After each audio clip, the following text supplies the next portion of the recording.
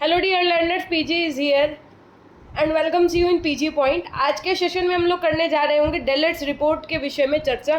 तो डेलर्स रिपोर्ट क्या थी, क्या है, इससे रिलेटेड इंपॉर्टेंट पॉइंट सब कुछ जानेंगे। लेकिन उससे पहले हम चाहेंगे कि अगर अभी तक आपने चैनल को सब्सक्राइब नहीं किया है तो सब्सक्राइब करके बेल आइकन तथा वीडियो को लाइक शेयर करना नहीं भूलिएगा।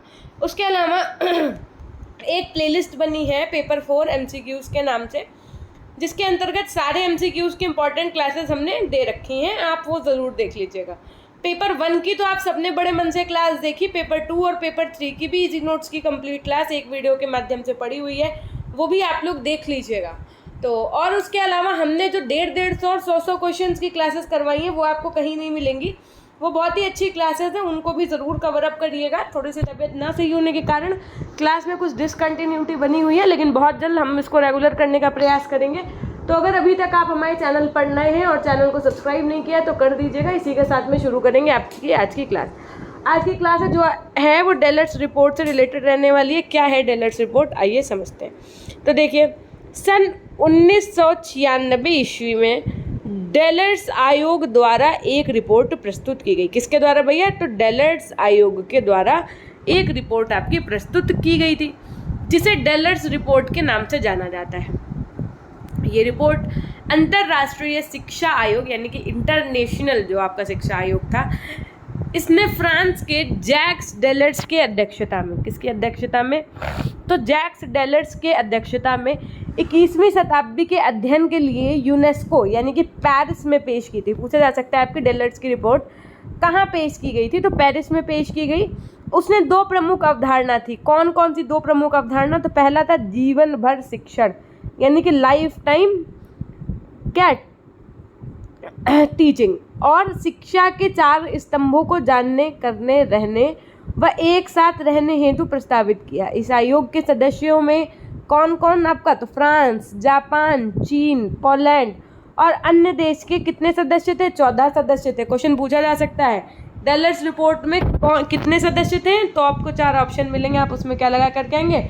14 सदस्य थे, जिसमें भारत के डॉक्टर, पूछा जा सकता है कि डेलर्स की रिपोर्ट में भारत का सदस्य कौन था? तो डॉक्टर करण सिंह थे।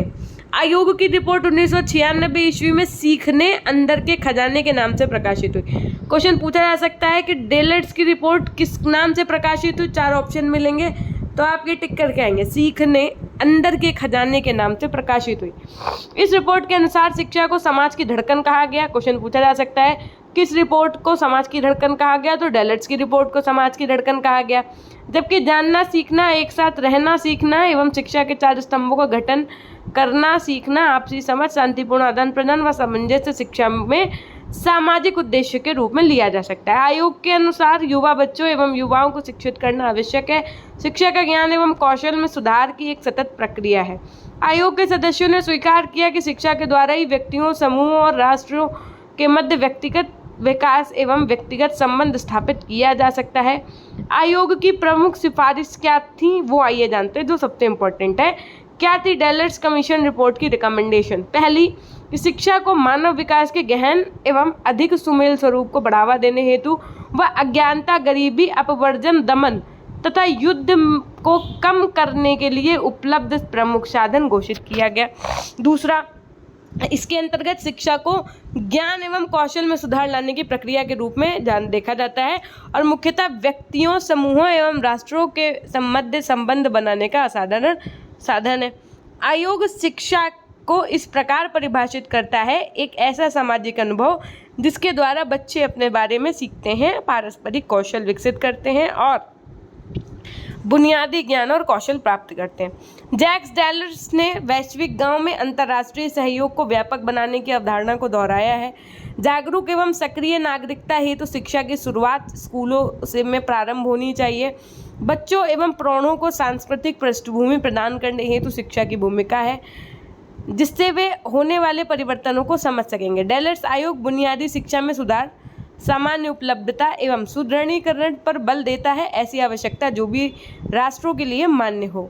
इसे प्राथमिक शिक्षा एवं इसके पारंपरिक कार्यक्रमों को पढ़ने, लिखने व अंकगणित हेतु बल देना चाहिए, परंतु स्वयं में एक ऐसी भाषा व्यक्त करने की क्षमता हो जो स्वयं को संवाद एवं समझदारी प्रदान करती हो। उसके बाद में उच्च शिक्षा के बारे में इन्होंने क्या सुझाव दिया इस आयोग ने, यानी कि डेलर्ट्स की रिपोर्ट में हायर एजुकेशन के बारे में क्या सजेशंस थे, तो देखिए आयोग में निजी एवं सार्वजनिक दोनों प्रकार की उच्च शिक्षा संस्थाओं तथा व्यावसायिक और गैर व्यावसायिक संस्थाओं की मौजूदगी स्वीकार की गई। कहने लगे कि न प्राइवेट और गवर्नमेंट कुछ बुरा नहीं है, दोनों ही अपनी जगह कार्य अगर अच्छा कर रहे हैं तो अच्छे हैं। उसके अलावा विश्वविद्यालय हेतु उनके द्वारा आवश्यकताओं में विविधता लाने के लिए सुझाव प्रस्तुत किया जा सकता है। वैज्ञानिक प्रतिष्ठानों एवं सीखने के केंद्रों के रूप में जहां से छात्र सैद्धांतिक अथवा व्यवहारिक शोधकर्ता शिक्षण के लिए जाते हैं, ये इसके विषय में कहा। और इन्होंने कहा कि आर्थिक एवं सामाजिक जीवन के आवश्यकता के अनुरूप व्यावसायिक योग्यता व उच्च विशेषीकृत प्रशिक्षण पाठ्यक्रम प्रदान करने वाले संस्थानों के रूप में होने चाहिए। पूरे जीवन में सीखने हेतु बैठक स्थानों के रूप में होनी चाहिए। अंतर्राष्ट्रीय सहयोग में प्रमुख भागीदारी के रूप में होने चाहिए। जो आपके डेवलपिंग कंट्रीज़ हैं उनके भावी नेताओं का व्यावसायिक व तकनीकी प्रशिक्षण देना होगा। उच्च एवं मध्यम स्तर की शिक्षा हेतु उन्हें गरीबी एवं पिछड़ेपन से बचाने के अतिरिक्त रूप से आवश्यकता है। प्रस्तावित रणनीतियां जो थी, डेलर्ट्स आयोग ने अपने रिपोर्ट में कुछ रणनीतियां भी प्रस्तुत की। वो क्या कि माता पिता के स्कूलों, शिक्षकों व अन्य व्यक्तियों सहित स्थानीय समुदाय के सहयोग की मांग करते हुए सार्वजनिक अधिकारियों एवं अंतर्राष्ट्रीय समुदाय के रूप में दीर्घकालीन शिक्षा की धारणा प्रारंभिक एवं सतत शिक्षा के मध्य के परंपरागत अंतर से भिन्न है। शिक्षण समाज की अवधारणा जिसमें प्रत्येक व्यक्ति को अपनी क्षमता के अनुसार सीखने एवं पूर्ण करने के अवसर प्रदान करता है। ये साक्षरता कार्य की आवश्यकता एवं वयस्कों हेतु बुनियादी शिक्षा पर भी बल देती है। शिक्षकों को समाज द्वारा मनोवैज्ञानिक एवं भौतिक स्थिति प्रदान की जानी चाहिए तथा उनकी स्थिति को उपयुक्त संसाधनों व आवश्यक प्राधिकार के साथ पहचाना जाना चाहिए। शिक्षकों को ज्ञान एवं कौशल को अद्यतन करने हेतु अनिवार्य आवश्यकता पर भी ध्यान देना चाहिए। अब जैसे मान लीजिए अभी कोविड आया, ठीक, तो कोविड के दौरान कुछ टीचर्स ऐसे थे जिनको जूम एप्लीकेशन में मीटिंग भी नहीं लेना आता था, लेकिन धीरे धीरे क्या हुआ, वो सीखे। तो इस वजह से इन्होंने अपनी रिपोर्ट में कहा कि टाइम टू टाइम पे टीचर्स को कुछ शॉर्ट टर्म ट्रेनिंग्स देनी चाहिए, जिसके माध्यम से जो नवीन ज्ञान है उनको उससे अवगत कराना चाहिए। सामाजिक, आर्थिक एवं सांस्कृतिक जीवन के अनुभवों को लाभ लेना चाहिए। आयोग शिक्षकों के आदान प्रदान के महत्व एवं राष्ट्रों के संस्थानों के मध्य साझेदारी पर बल देता है।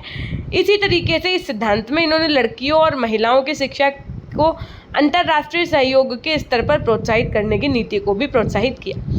शिक्षा के 4 स्तंभ की बात की गई है डेलर्ट्स की रिपोर्ट में। ये आपको लोगों को हर हालत में ये 4 हेडिंग्स जाननी होंगी, याद भी करनी होंगी कि कौन कौन से 4 स्तंभ की बात की गई थी आपकी डेलर्ट्स रिपोर्ट में। तो पहला, जानने के लिए सीखना, लर्निंग टू नो। किसी भी चीज़, देखो आप अगर बीएड भी करने जा रहे हैं तो आप एम ही नहीं कि किसी पड़ोस वाले ने कह दिया भैया बीएड कर लो, स्कोप अच्छा है आप बीएड कर लो, नहीं।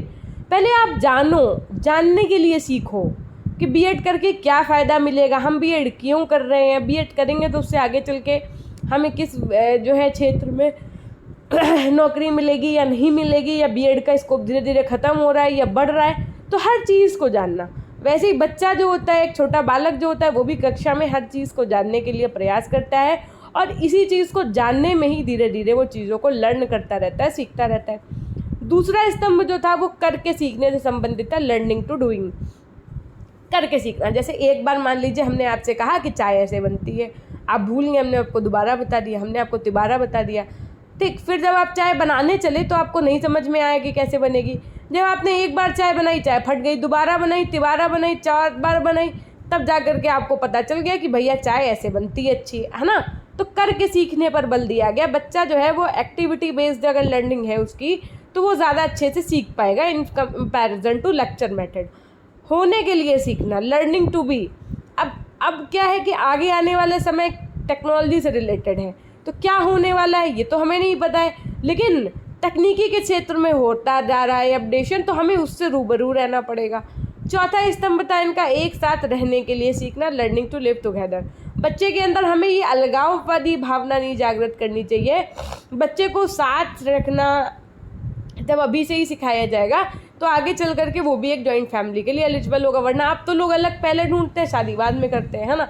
तो देखो इसी तरीके से ये 4 स्तंभ के विषय में चर्चा की गई थी और इन 4 स्तंभ में जो पहला स्तंभ था उसमें देखो, इसमें क्या बताया गया कि व्यक्ति के निरीक्षण शक्ति का विकास होता है, व्यक्ति में एकाग्रता का विकास होता है, स्मरण की शक्ति का विकास होता है, चिंतन और तर्क शक्ति का विकास होता है, जानने एवं खोजने के लिए विकास होता है, विश्व इस तरीके से करके सीखने में, अगर कोई चीज़ करके सीख रहा है बच्चा तो उसमें शिक्षा के द्वारा व्यक्ति के उन कौशलों का विकास किया जाना चाहिए जिससे वो भविष्य हेतु तैयार हो सके।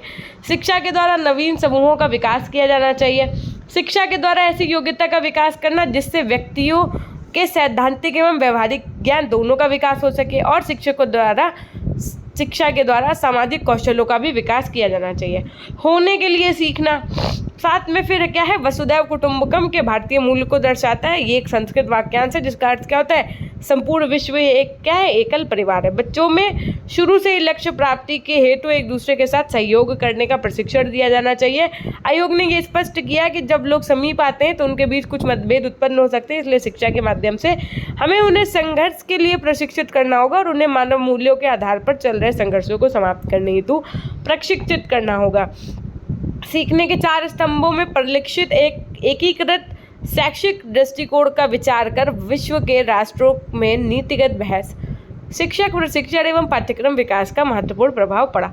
तो क्या क्या याद रखना है, 4 स्तंभ याद रखने हैं। जो इसके अध्यक्ष थे डेलर्स रिपोर्ट का, उनका नाम याद रखना है। रिपोर्ट कब आई, कहाँ आई, उसका मुख्य उद्देश्य क्या था, इतनी चीज़ें आपको याद रखनी है जो हमने अंडरलाइन ऑलरेडी कर रखा है।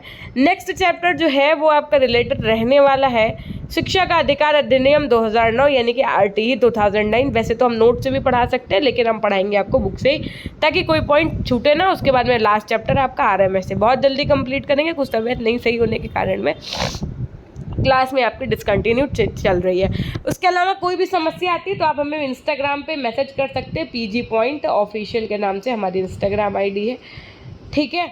और इसके अलावा PG पॉइंट के नाम से हमारा एप्लीकेशन है, जो अगर आपके फ़ोन में है तो ही आप इससे PDF वगैरह ले सकते हैं और पढ़ सकते हैं। जिन्होंने ले लिया आराम से पढ़ते रहिए। जुलाई के एंड तक आपके एग्ज़ाम्स होने हैं तो इतना ज़्यादा लोड लेने की आवश्यकता नहीं है। जब तक एग्ज़ाम्स होंगे आपके कोर्स कंप्लीट करवा देंगे हम।